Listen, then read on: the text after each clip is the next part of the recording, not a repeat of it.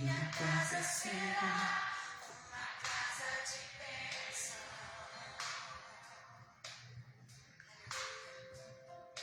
Minha casa será um pedaço do céu.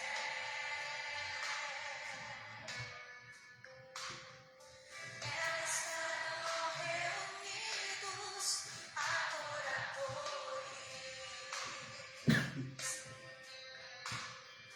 que só exaltam ao Deus verdadeiro e fiel.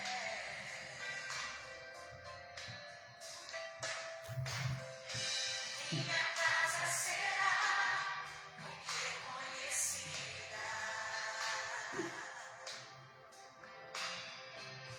como um lugar de milagre e oração,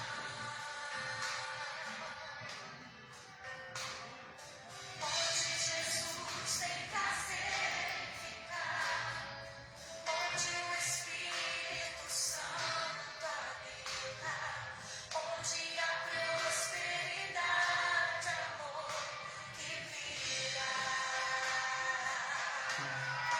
Faça do meu lar, Senhor, um lugar de harmonia.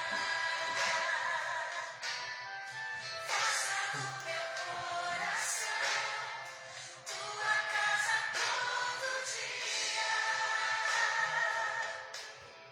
Esteja à vontade pra ficar e nunca mais partir.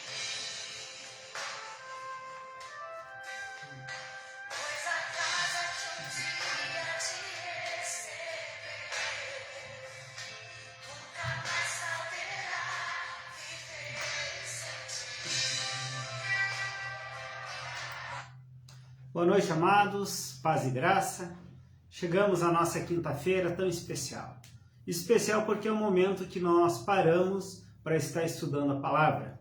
Por isso eu posso dizer que é a nossa quinta-feira do estudo da palavra. Nós temos toda terça-feira, às 20 horas, a nossa live do nosso culto no lar, onde sempre estamos ministrando junto, eu e a Margarete. E na quinta-feira, quando é o nosso estudo bíblico, sou eu ou ela que estamos ministrando.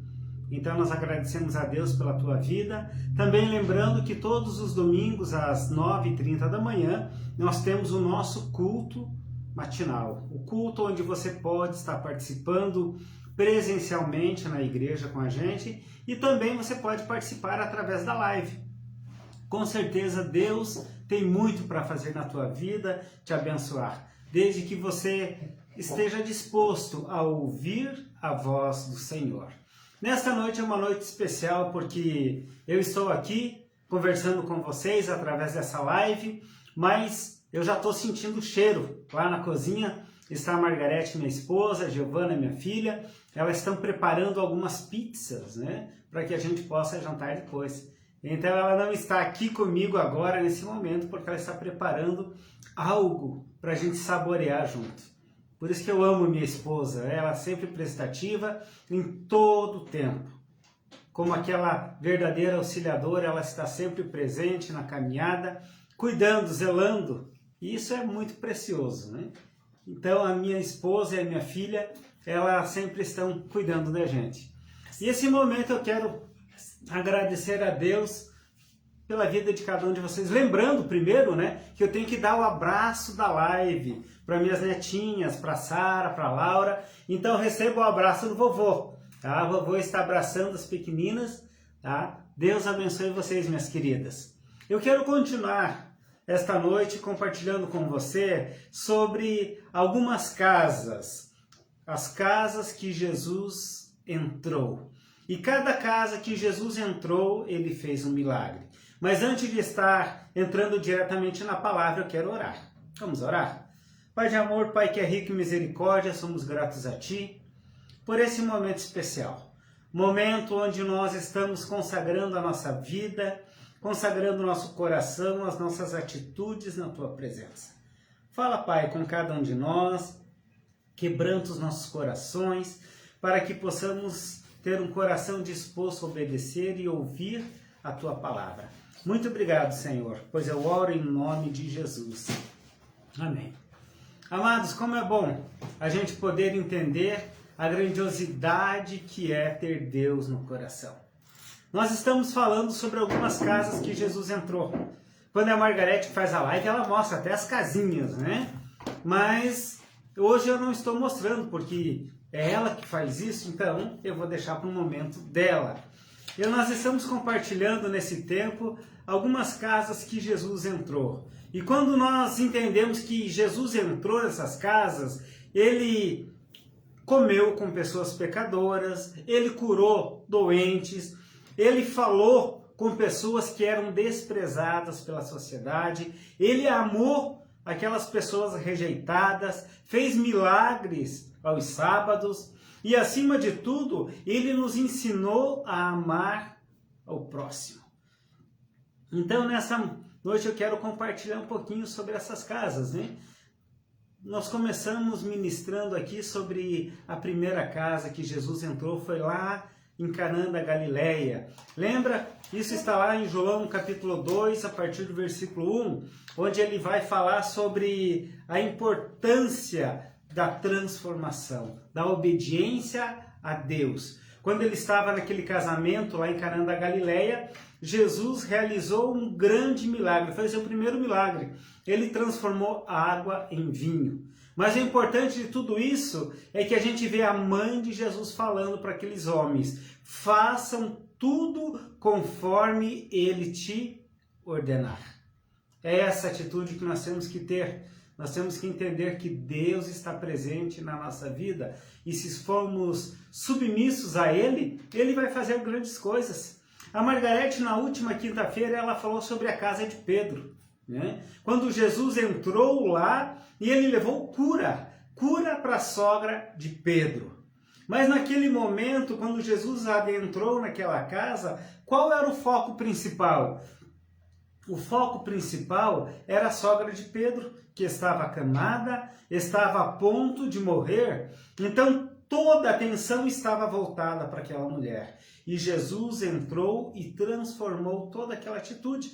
Curou a sogra de Pedro e ela imediatamente levantou-se e serviu a Jesus. Olha a importância de você estar pronto, disposto a servir a Cristo. De você estar pronto para que entenda quanto Deus é precioso. Jesus tocou na mão daquela mulher e ela foi curada daquela febre, daquele mal-estar que ela sentia. E a Margarete falou de outros milagres que Jesus fez na sua caminhada. Mas nessa noite, amados, eu quero estar falando sobre uma casa muito especial. Não foi uma casa que Jesus foi para lá para fazer algo, mas era uma hospedaria. Essa casa em Cafarnaum, nós vamos estar lendo o texto que está lá no livro de Lucas, no capítulo 5, versículos 17 até 26. A palavra de Deus, ela fala dessa forma. Certo dia, quando ele ensinava, estavam sentados ali fariseus e mestres da lei, procedentes de todos os povoados da Galiléia e da Judéia e de Jerusalém. E o poder do Senhor estava com ele para curar os doentes. Vieram alguns homens trazendo um paralítico numa maca e tentaram fazê-lo entrar na casa para colocá-lo diante de Jesus. Não conseguindo fazer isso por causa da multidão, subiram ao terraço e o baixaram em sua maca, através de uma abertura até o meio da multidão, bem em frente de Jesus. Vendo a fé que eles tinham, Jesus disse: Homem, os seus pecados estão perdoados. Os fariseus e os mestres da lei começaram a pensar: quem é esse que blasfema? Quem pode perdoar pecados a não ser somente Deus? Jesus, sabendo o que estavam pensando, perguntou: por que vocês estão pensando assim? Que é mais fácil dizer: os seus pecados estão perdoados, ou levanta-se e anda. Mas para que vocês saibam que o Filho do Homem tem na terra autoridade para perdoar pecados, disse ao paralítico: eu lhe digo, levante-se, pegue a sua maca e vá para casa. Imediatamente ele se levantou na frente deles, pegou a sua maca em que estivera deitado e foi para casa louvando a Deus. Todos ficaram atônitos e glorificavam a Deus e cheios de temor diziam: hoje vimos coisas extraordinárias. Quando a gente para meditar e pensar nesse contexto, nós sabemos que Jesus levou restauração para aquela casa. E no decorrer da caminhada você vai ver que Jesus também, ele não apenas levou a restauração, mas como ele usa a importância de você ter um grande amigo. Então, quando ele chegava, Jesus estava naquela pousada, né? Uma multidão foi ali, porque sabiam que ali era o ponto onde Jesus pernoitava. E aquelas pessoas foram até aquele local em busca de um milagre. Mas um homem paralítico realmente lhe chamou a atenção de Jesus, porque ele foi entronizado na casa pelo telhado por seus amigos. Aquele homem foi colocado até onde Jesus estava. Admirado Jesus pela fé daqueles homens, Jesus perdoou os pecados e restaurou a saúde daquele paralítico. Palavra de Deus, no versículo 24, Jesus fala assim: eu te ordeno, levanta-te, toma o teu leito e anda. Jesus, amado, ele quer restaurar a nossa saúde. Ele quer restaurar a vida da nossa família. E ele quer que você convide ele para entrar na tua casa hoje mesmo. Ele está te desafiando. Você permitir que ele entre na tua casa. Quando nós entendemos isso, nós sabemos quem é Deus na nossa caminhada. O Senhor, ele perdoa pecados. Aquele paralítico estava ali e Jesus o que fez? Perdoou pecados, confrontou toda a multidão que ali estavam. Tanto que a multidão clamou: quem é esse que até pecados perdoa? Esse homem está blasfemando. O direito de perdoar pecados é somente de Deus. Mas Jesus era realmente o Filho de Deus que estava naquele contexto. As pessoas não entendiam, as pessoas não conseguiam mensurar a grandiosidade de Jesus. Mas ele estava naquela casa, ali em Cafarnaum, naquela pousada onde ele descansava, ministrando restauração, ministrando cura, ministrando perdão na vida daquelas pessoas que ali estavam. Por isso, a grande multidão estavam dentro daquela casa. Mas imagine, amados, vamos pensar um pouquinho, né? Aquele paralítico, ou aquela pessoa aleijada, a Bíblia não fala qual foi o motivo que ele estava paralítico, se foi um derrame, ou foi algum acidente, alguma coisa, né? Mas a Bíblia fala que ele estava desamparado. Mas a gente vê os homens julgando e dizendo que talvez não havia esperança. Muitas pessoas podem até falar para você: olha, a situação que você está vivendo hoje, você não tem mais esperança. Não tem mais o que fazer. Mas Jesus, ele diz ao contrário. Ele diz: olha, eu quero restaurar a tua vida. Mas primeiro, os teus pecados são perdoados. Nós temos que entender que Jesus, ele transforma a nossa vida. Jesus, ele faz com que a gente possa viver de uma forma totalmente diferente. Mas vamos pensar um pouquinho naqueles homens que levaram aquele paralítico até onde Jesus estava. Quando a gente sabe que temos amigos fiéis, nós podemos caminhar com eles. Aquele paralítico, ele tinha 4 amigos fiéis. Aqueles amigos sabiam ou souberam que havia naquela pousada, ali em Cafarnaum, um homem chamado Jesus que estava realizando milagres. Imagine aquele local, vamos imaginar que fosse hoje um culto, né? Jesus é o pastor, estava ali realizando aquele culto e uma grande multidão se aglomerava naquele local, porque sabiam que aquele homem tinha poder. Aquele homem era verdadeiramente o Filho de Deus. E o que aconteceu? Os amigos souberam dessa situação que estava acontecendo. Aí eles falaram, não, vamos lá, vamos participar desse culto também. Nós também queremos conhecer quem é esse Jesus.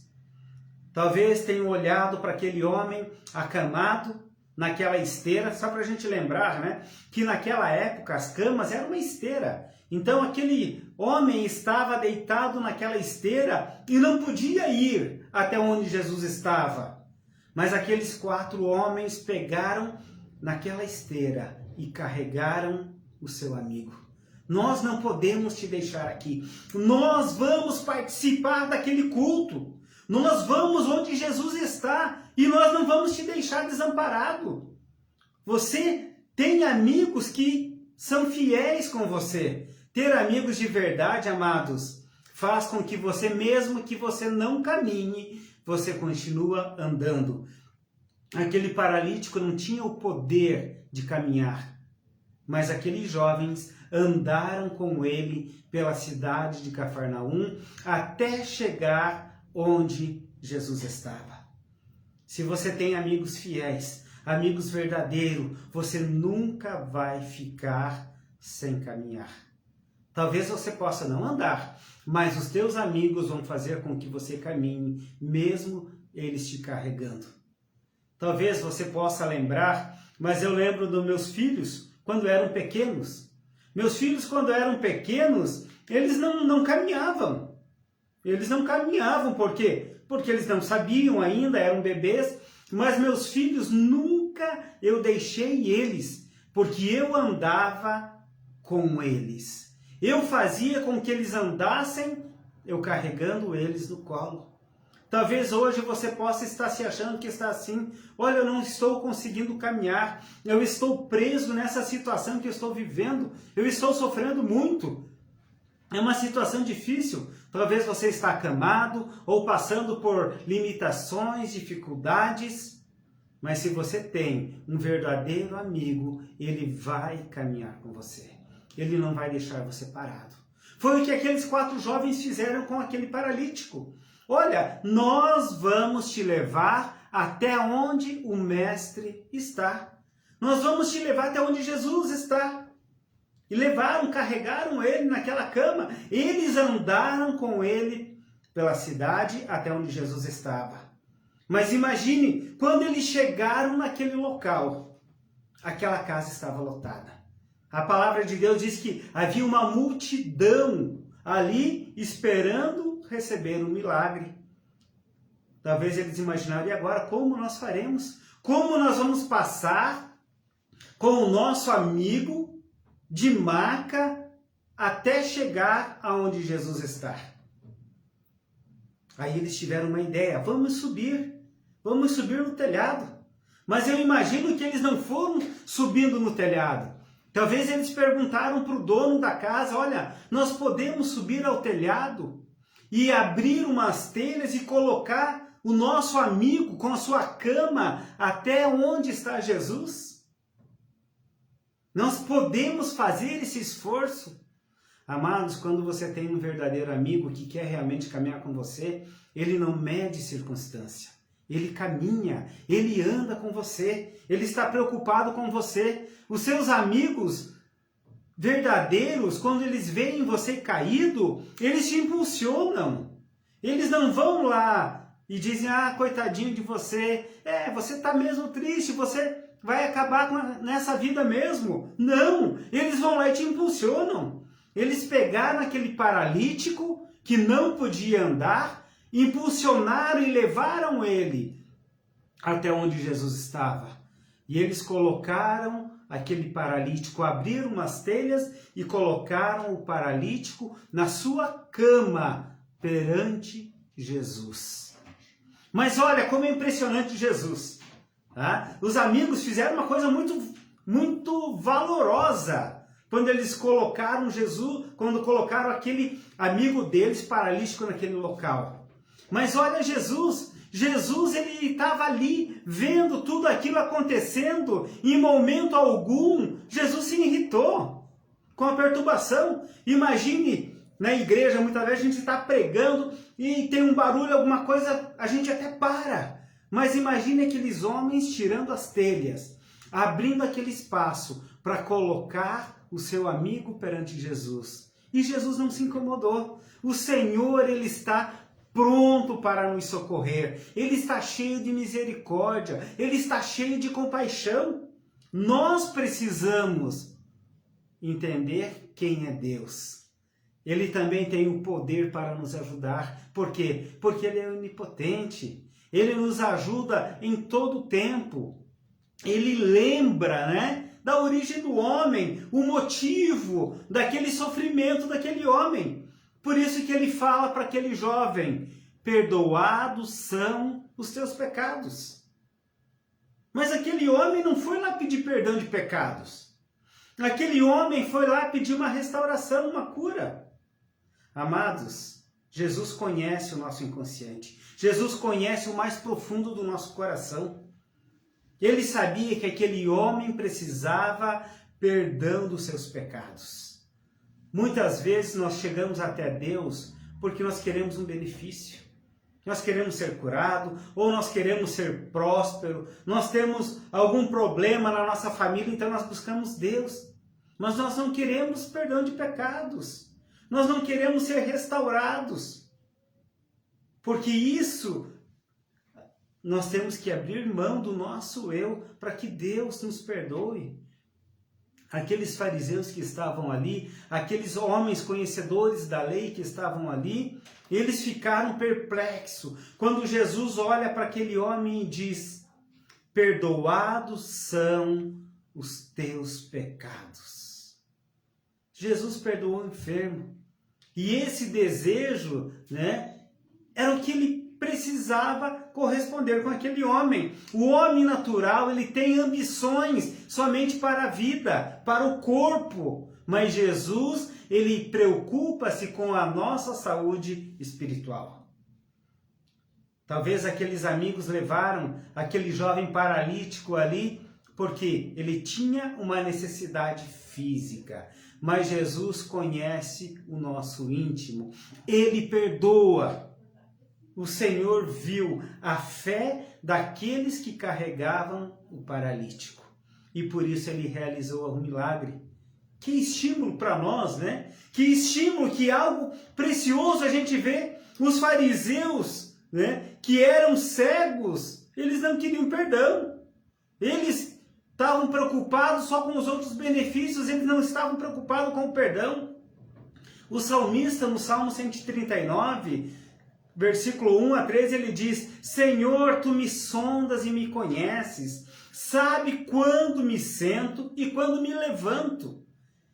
De longe percebes o meu pensamento, sabes muito bem quando trabalho e quando descanso. Todos os meus caminhos são bem conhecidos a ti. Mas nós entendemos que aquele homem paralítico, ele estava enfermo, mas Jesus primeiro curou a sua alma. Talvez a enfermidade que você está passando hoje não é uma enfermidade física, mas é uma enfermidade espiritual.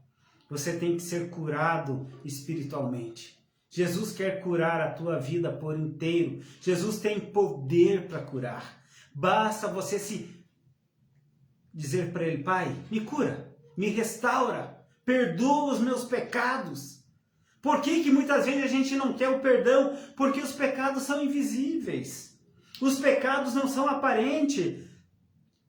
A paralisia daquele homem era aparente. Todo mundo via, mas eles não viam os pecados daquela pessoa. A cura do corpo revelou ao povo como Deus conhecia profundamente aquele homem. E Deus está pronto para nos curar. Deus quer fazer de nós pessoas diferentes. O Salmo 103, de 3 a 5, ele diz: é Ele quem perdoa todos os seus pecados e cura todas as suas doenças, que resgata a sua vida da sepultura e o coroa de bondade e compaixão, que enche de bens a sua existência, de modo que a sua juventude se renova como a águia. Mas olha que legal, a ordem de Cristo para aquele jovem: levanta, tome uma posição.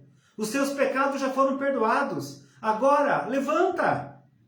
Por que você continua deitado? Levanta, tome uma posição. E ainda, Jesus dá uma ordem, a segunda ordem para ele é: tome a tua cama e anda. Jesus coloca ali um convite, uma missão para aquele jovem, dele ser testemunho. Por que testemunho? Quando ele se levantou, Jesus falou para ele agora os teus amigos não precisam mais carregar você. Agora os teus amigos não precisam mais carregar essa maca com você. Amados, nós temos que ajudar as pessoas a caminhar. Nós temos que levar as pessoas a conhecer a palavra de Deus e querer uma mudança, querer caminhar. Mas a glória não é nossa. A glória não é para nós, mas sim para aquela pessoa que aceitou a Cristo, para aquela pessoa que quis a mudança. Por isso que Jesus fala para ele: tome a tua cama e anda. A glória é tua, porque você foi curado e você agora tem uma missão. E essa missão é de mostrar para todo mundo que viam você acamado e agora veem você de uma forma totalmente diferente. Jesus mostra a importância do amigo. Quem tem amigo de verdade, amados, continua andando, mesmo que seja carregado, mesmo que seja empurrado numa cadeira, realmente você tem um amigo verdadeiro. Se os seus amigos lhe impulsionam para frente, então não pare, não desista, não fique achando que você não pode nada. Você pode até não andar, mas com certeza os teus amigos vão levar você perante o Pai.